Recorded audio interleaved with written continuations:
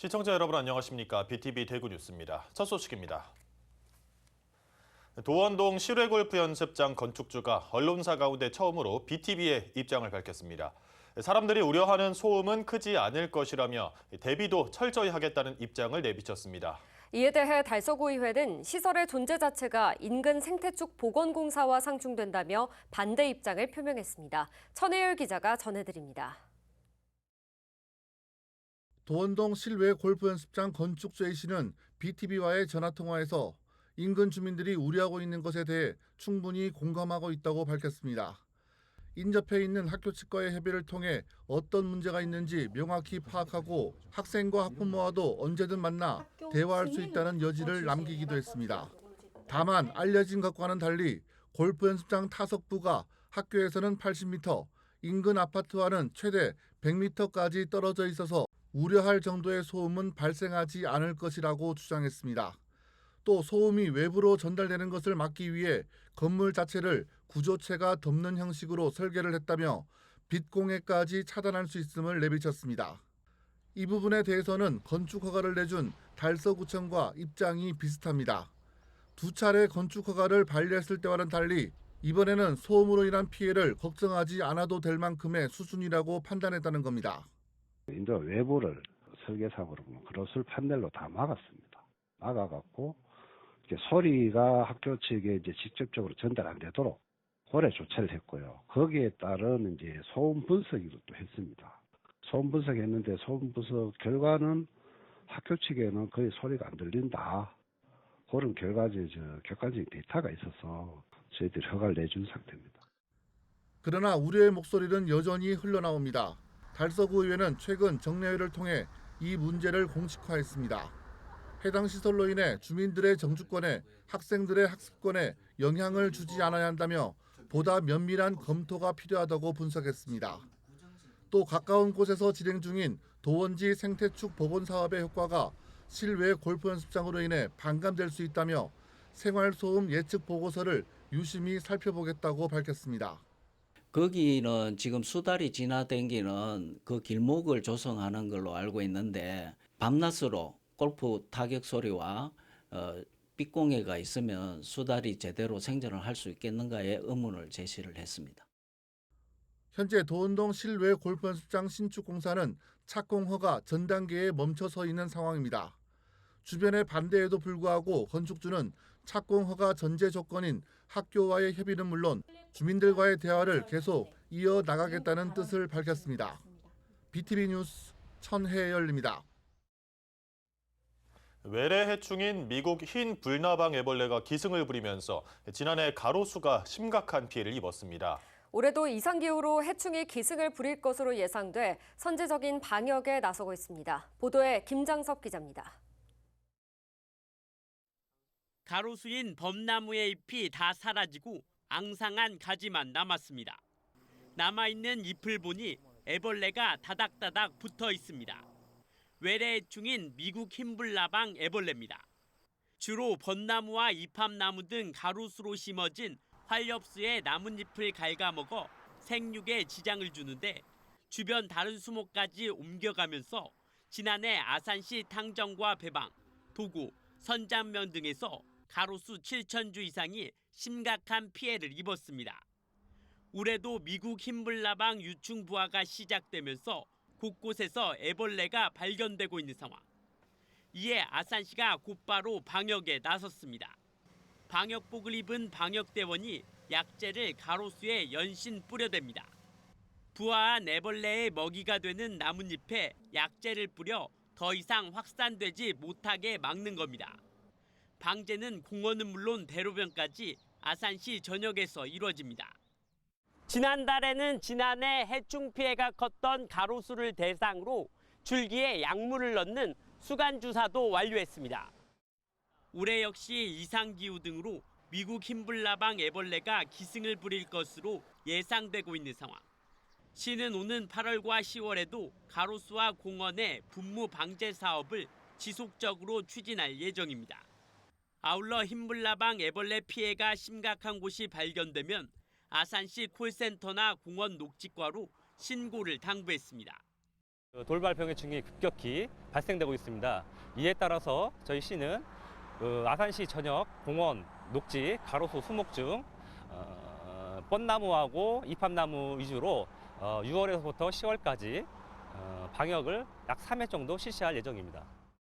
이상기후에 갈수록 심해지는 외래해충의 습격. 해충 피해 확산을 막기 위한 사투가 시작됐습니다. BTV 뉴스 김장섭입니다. 지난해 인천 미추홀구의 한 정신병원에서 보호사가 환자를 폭행하는 사건이 있었습니다. 검찰은 해당 보호사를 폭행 혐의로 기소해 첫 번째 재판을 앞두고 있는데요. 피해자 가족과 시민사회단체는 기자회견을 열어 관리감독 주체인 병원에도 책임이 있다며 재수사를 촉구했습니다. 구혜희 기자의 보도입니다. 인천의 한 정신병원 폐쇄병동 입원실. 보호사가 환자의 목을 세게 밀칩니다. 환자가 저항하자 환자 위에 올라타 주먹을 휘두릅니다. 환자는 기어서 병실을 나가려 하지만 이마저도 허락치 않습니다. 팔과 다리를 끌어당기고 복부를 발로 걷어차기까지 합니다. 사건이 발생한 건 지난해 12월 27일 새벽 5시쯤. 장애가 있던 50대 여성 A씨는 병원에 입원한 지 하루 만에 폭행을 당했습니다. 검찰은 30대 보호사 B씨를 특수폭행과 장애인복지법 위반 혐의로 불구속 기소한 상황. 피해자 가족들은 기자회견을 열어 병원 측에도 책임을 물었습니다. 손가락이 골절되고 뇌진탕 증세까지 있는데 어떻게 하루가 지나는 그동안 응급실도 안 데리고 가고 그냥 그 어두운 방에 혼자 뒀는지 어떻게 이런 병원이 죄가 없을 수가 있어요? 장애인 단체도 병원 책임론을 제기하며 재수사를 주문했습니다. 이해할 수 없는 것은 CCTV 설치 등 몇 가지 형식적인 기준을 충족시켰다는 이유로 검찰은 병원이 마땅히 져야 할 책임에 선뜻 불기소라는 면죄부를 씌워주었다는 것입니다. 특히 정신병원의 보호사 제도에 문제도 꼬집었습니다. 자격증이 필요한 요양보호사나 간호조무사와 달리 정신병원 보호사는 몇 시간 교육을 받으면 근무할 수 있다는 지적입니다. 다른 병동에는 전혀 배치되지 않은 정신병원만의 보호사라는 희한한 제도를 만들어서 제대로 교육도 인수도 안 하고 관리 감독도 안 되고 환자를 학대하고 괴롭히는 역할을 도맡아서 하는 그런 제도가 있어야 되는지도 저는 잘 이해를 못하겠습니다. 병원 측은 개인의 돌발 행동일 뿐이라며 해당 사안에 대한 입장을 밝히지 않겠다고 해명했습니다. BTV 뉴스 구혜입니다. 직업계 고등학교의 교육 과정을 들여다보고 우수한 인재를 양성하는 과정을 살펴보는 연속기획 새시대 미래교육 시간입니다. 오늘은 부사관과 공무원을 양성하는 사관학교로 자리매김하고 있는 조일고등학교를 찾아가 봤습니다. 천혜열 기자가 취재했습니다. 조일고등학교는 힘찬 비상, 더 높은 꿈을 위한 도전이라는 목표 아래 실질적인 성과를 이끌어내는 명문 학교로서의 입지를 굳히고 있습니다. 산업 동향은 물론 학생들의 다양한 수요를 반영해 학교의 스펙트럼을 점점 넓혀가고 있다는 평가를 받습니다. 저희 학교는 명품 교육이라는 비전 아래 학생들이 꿈, 열정, 그리고 창의성을 품고 함께 성장하는 학교로 학생들뿐만 아니고 교사, 학부모까지 다 함께 성장하는 그런 학교를 지향하고 있습니다.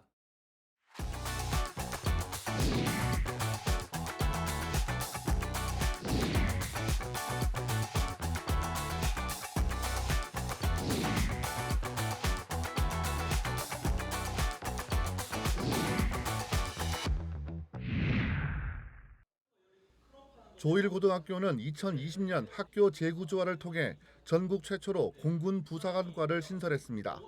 지난 4년 동안 공군 부사관과에서만 60명의 합격생을 배출했고 항공기계과 군특성화반을 포함하면 100명이 넘는 부사관이 조일고등학교 출신입니다. 대구 지역 특성화 고등학교와 일반계 고등학교를 통틀어 가장 많은 부사관을 배출한 명실공히 부사관 사관학교로 명성을 떨치고 있습니다. 부사관 준비와 항공기 정비 관련된 것들을 주로 배우고 있습니다. 졸업 후에는 선배들처럼 공군 부사관으로 근무하면서 대학 공부를 마치고 최종적으로 민간 항공사에 취업하는 것을 목표로 하고 있습니다. 공군 부사관과는 여학생들에게도 진로 선택의 기회가 활짝 열려 있습니다. 외우고 암기하는 공부가 아니라 일단 직접 만져보고 활용하는 방식으로 수업을 진행하다 보니까 되게 재밌게 공부를 하고 있고 또 선생님들도 되게 착하시고 재밌으셔서 학교 생활에 만족하고 있는 것 같아요. 조일고등학교에서 최초라는 타이틀은 여기에서 그치지 않습니다. 전국 최초로 소방안전과를 개설한 학교가 바로 대구의 조일고등학교입니다. 1학년 때부터 3학년 때까지 각종 자격증을 따 소방공무원 임용시험에 4산점을 받을 수 있으며 소방공무원 임용시험에 합격을 하기 위해서 수월히 준비하도록 하겠습니다. 지금도 대구 지역 특성화고 가운데 유일한 조일고등학교 소방안전과는 소방 분야 실무 능력을 갖춘 최고의 소방인재를 양성하는 것을 목표로 하고 있습니다. 다양한 자격증 취득과 자율학습반 공무원반을 운영하고 있고 소방관을 목표로 하고 있는 친구들과 열정과 꿈을 향해 노력하고 있습니다. 뷰티아트과는 개설한 지 2년밖에 되지 않았지만 여중생들의 전폭적인 지지와 관심을 받고 있습니다. 헤어와 메이크업은 물론 피부관리와 네일아트까지 가르쳐주기 때문에 학생들은 뷰티아트과에서 미용 분야 전문가를 꿈꿉니다. 학교는 전공 수업 이외에도 뷰티와 관련된 여러 가지 특강을 마련해 학생들이 다양한 경험을 할 수 있는 기회를 제공합니다. 뷰티 분야의 다양한 경험은 취업이나 대학 진학에도 도움이 될 것이며 졸업 후 뷰티와 관련된 진로를 설정하는 데 크게 도움이 될 것입니다. 지난해 3학년 학생의 85.7%가 관련 자격증을 취득해 사회로 진출했고 지금도 여러 기능 경기 대회에서 두각을 나타내고 있습니다. 조일고등학교는 총 6개 학과를 운영하면서 고등학교 진학을 준비하고 있는 중학생들에게 다양한 진로 선택의 기회를 주고 있습니다. 학교는 이런 학생들이 자신의 진로를 자발적으로 개척해 나갈 수 있도록 빛나는 명품 교육을 실현하고 있습니다. BTV 뉴스 천혜열입니다. 태풍과 집중호우로 큰 피해를 경험한 경상북도가 인명피해 최소화를 위해 강제 이동 조치를 포함한 주민 대피 시스템을 가동합니다. 전국 최초로 민관이 함께 참여하는 주민 대피 협의체도 구축하는데요. 기후 위기에 따른 재난 대응 상비군으로 마을 순찰대의 역할을 강화하기로 했습니다. 이동욱 기자입니다. 2022년 포항과 경주를 덮쳤던 태풍 흰남노. 지난해 경북 북부 지역을 강타한 집중호우. 49명의 생명을 앗아간 이 두 자연재난은 특히 야간에 감당하기 힘든 위력을 뿜어내 피해를 더 키웠습니다. 재난이 발생해도 피할 여력이 부족했던 겁니다. 때문에 지형적 특성과 고령자가 많은 경북의 경우 새로운 재난 대응 체계의 필요성이 대두됐습니다. 경북도가 마련한 주민대피협의체는 경북형 재난의 특징을 반영해 추진하는 민관협력의 제도화 모델입니다. 재난 발생 12시간 전 사전 대피 예보를 발령하면 각 마을 순찰대와 경찰, 소방이 협력해 주민들을 대피시키고 마을별로 지정된 대피소에서 지내도록 하는 게 골자입니다. 인명피해가 주로 야간에 발생하면서 상황 전파와 대피가 어려운 만큼 이통장과 자율방재단, 의용소방대 등이 참여하는 마을 순찰대를 꾸려 위험 징후 감지와 재난 상황에 따른 주민 대피를 지원하는 역할을 맡겼습니다. 특히 대피 명령을 거부하는 주민은 경찰과 소방, 전담 공무원 등으로 구성된 주민 대피 협의체를 통해 강제로 대피시키기로 했습니다. 해가 떨어지기 전에 대피를 해야 된다. 그래서 대피 명령이 내렸을 때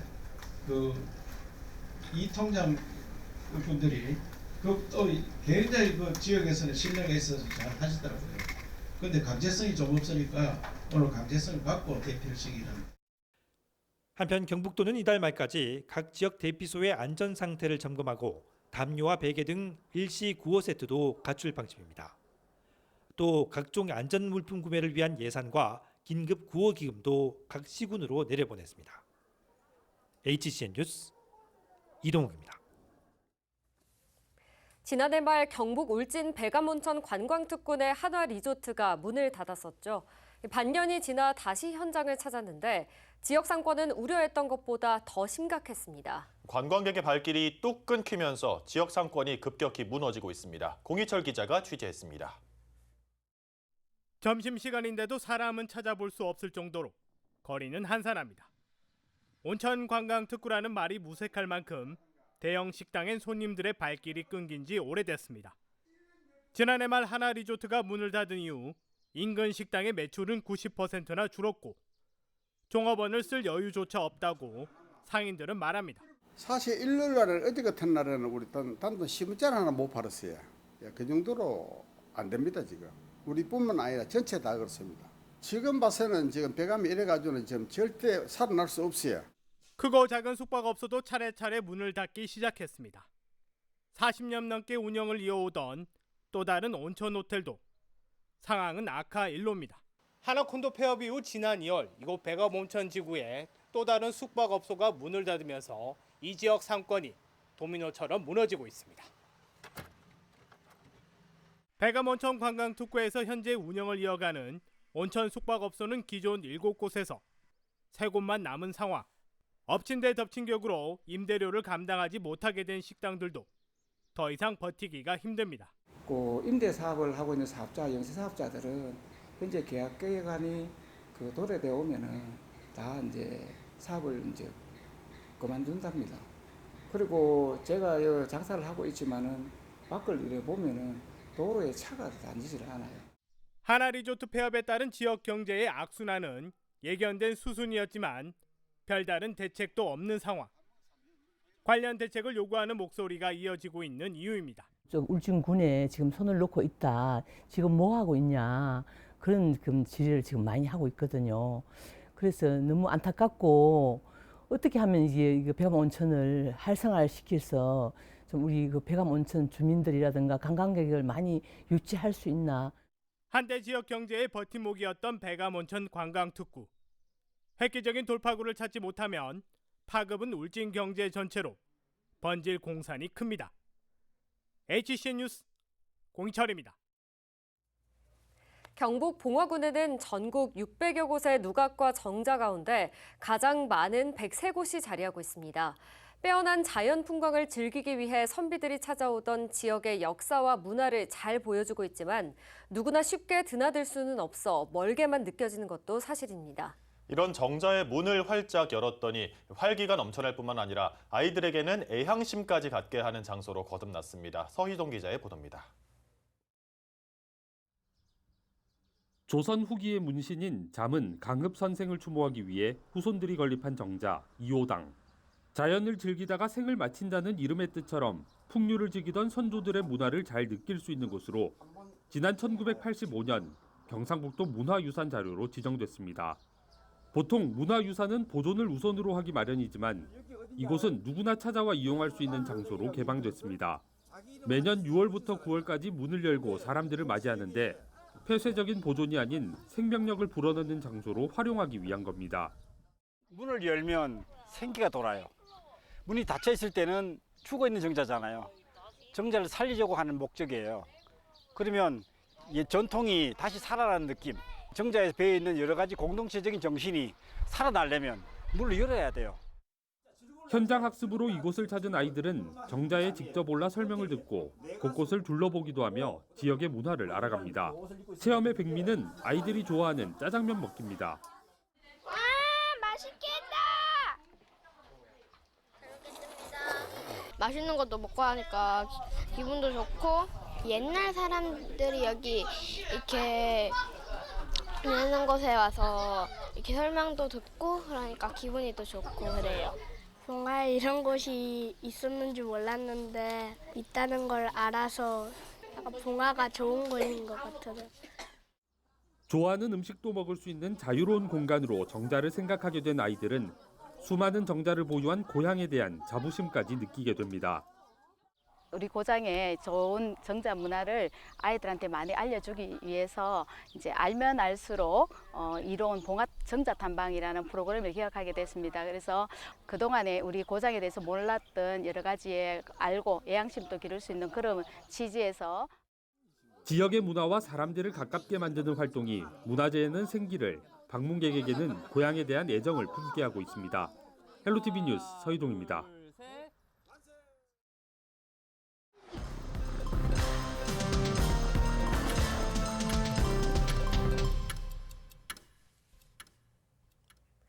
대구시가 대구 경북 신공항이 들어서는 군위 첨단산업단지에 SMR, 즉 소형 원자력 발전소를 짓겠다고 발표하자 환경단체가 강하게 반발하고 나섰습니다. 대구환경운동연합은 대구시청 앞에서 기자회견을 열고 대구시가 추진하려는 SMR은 아직 안전성뿐 아니라 전 세계 어디에서도 상용화된 사례가 없는 위험천만한 소형 원전이라고 지적했습니다.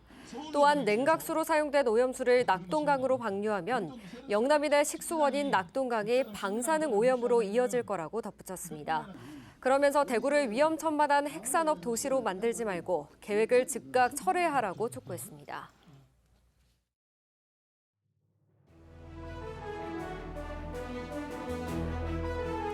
달성군이 농촌 여성을 상대로 생활과학 기술 교육을 합니다. 다음 달 1일까지 2주 동안 진행되는 이번 교육에서는 천연 염색을 주제로 염색 가공과 이론 교육에 대한 내용으로 진행됩니다.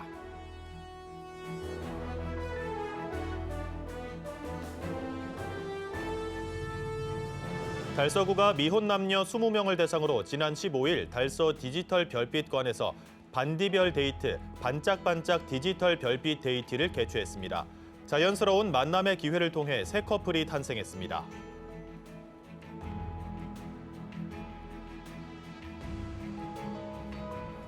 중구청이 장기 방치된 폐업업소의 간판 32개를 철거했습니다. 최근 10년간 중구청이 철거한 간판은 300개가 넘습니다.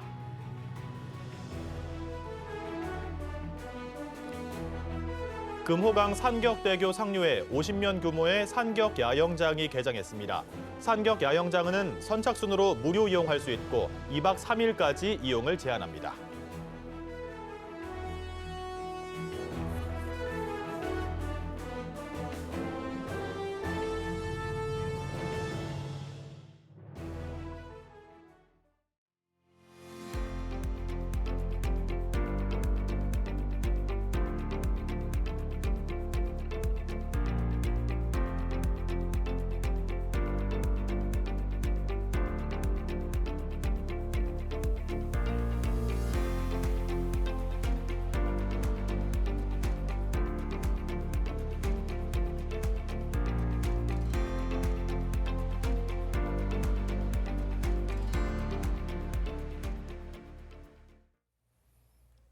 대구의 국내 1호 소형 원자력 발전소 건설이 추진되고 있습니다. 2035년 상용화를 목표로 두고 있는데요. 10년이 넘게 걸리는 건설인데도 아직 원전 부지 또한 지자체와 논의된 것이 없다고 합니다.